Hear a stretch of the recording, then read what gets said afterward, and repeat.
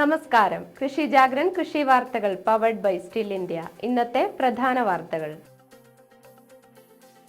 ഓണം പ്രമാണിച്ച് 10 കിലോഗ്രാം അരി 10.9 രൂപ നിരക്കിൽ ലഭ്യമാകും. സെപ്റ്റംബർ 5 മുതൽ 14 വരെ ഓണം ഫെയറുകൾ സംഘടിപ്പിക്കുമെന്നും മന്ത്രി GR അനിൽ. കാർഷിക മേഖലയ്ക്ക് നവചൈതന്യമേകാൻ നവോത്ഥാൻ പദ്ധതി. സംസ്ഥാനത്ത് മഴ കുറയുന്നു. കർണാടക തീരത്ത് മത്സ്യബന്ധനത്തിന് വിലക്ക്.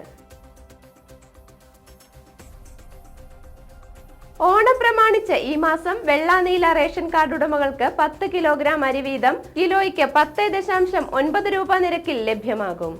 ഭക്ഷ്യമന്ത്രി GR അനിൽ നടത്തിയ വാർത്താ സമ്മേളനത്തിലാണ് ഇക്കാര്യം അറിയിച്ചത്. സെപ്റ്റംബർ മാസത്തെ റേഷനോടൊപ്പമായിരിക്കും മുൻഗണനേതര വിഭാഗക്കാർക്ക് സ്പെഷ്യൽ അരി ലഭ്യമാക്കുന്നത്. നീല കാർഡ് ഉടമകൾക്ക് അധിക വിഹിതമായാണ് അരി അനുവദിക്കുന്നത്.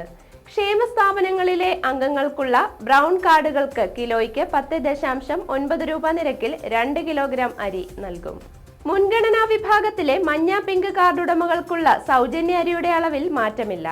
ഓണത്തിനോടനുബന്ധിച്ച് സപ്ലൈകോ സംസ്ഥാന വ്യാപകമായി സെപ്റ്റംബർ 5 മുതൽ 14 വരെ ഓണം ഫെയറുകൾ സംഘടിപ്പിക്കുമെന്നും മന്ത്രി വാർത്താ സമ്മേളനത്തിൽ പറഞ്ഞു. സംസ്ഥാന സർക്കാരിന്റെ 4ാം വാർഷികത്തോടനുബന്ധിച്ച് തയ്യാറാക്കിയിട്ടുള്ള 100 ദിന കർമ്മ പരിപാടിയുടെ ഭാഗമായി സെപ്റ്റംബർ 4-ന് കെ സ്റ്റോർ പദ്ധതി പൂർത്തിയാകുമെന്നും മന്ത്രി കൂട്ടിച്ചേർത്തു.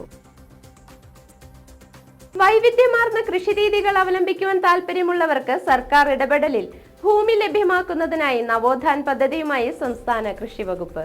കൃഷിക്ക് അനുയോജ്യമായ ഭൂമി വിട്ടു നൽകുവാൻ താല്പര്യമുള്ള വ്യക്തികളിൽ നിന്നും കണ്ടെത്തി കൃഷി ചെയ്യാൻ താല്പര്യമുള്ളവർക്ക് പ്രത്യേകിച്ച് വ്യാവസായികാടിസ്ഥാനത്തിൽ ഹോർട്ടിക്കൾച്ചർ, ഹൈഡ്രോപോണിക്സ്, കൃത്യത കൃഷി, സംരക്ഷിത കൃഷി, കൂൺ കൃഷി, സംയോജിത കൃഷി തുടങ്ങിയ വൈവിധ്യമാർന്ന ഫാമിംഗ് രീതികൾ അവലംബിക്കുവാൻ താല്പര്യമുള്ള വ്യക്തികൾ, ഗ്രൂപ്പുകൾ എന്നിവർക്ക് സർക്കാർ ഇടപെടലിൽ ഭൂമി ലഭ്യമാക്കുക എന്നതാണ് നവോത്ഥാൻ പദ്ധതിയുടെ മുഖ്യ ഉദ്ദേശം.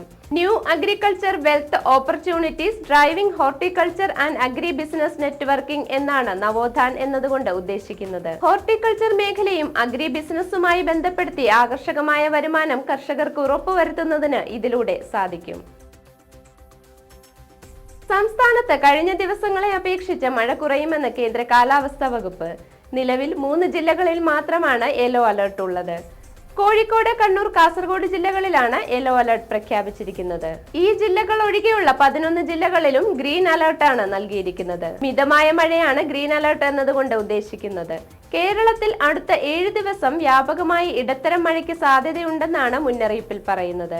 അതേസമയം കർണാടക തീരത്ത് മത്സ്യബന്ധനത്തിന് പോകാൻ പാടില്ലെന്നും കേന്ദ്ര കാലാവസ്ഥാ വകുപ്പ് നിർദ്ദേശിച്ചു. വാർത്തകൾ അവസാനിക്കുന്നു. നന്ദി.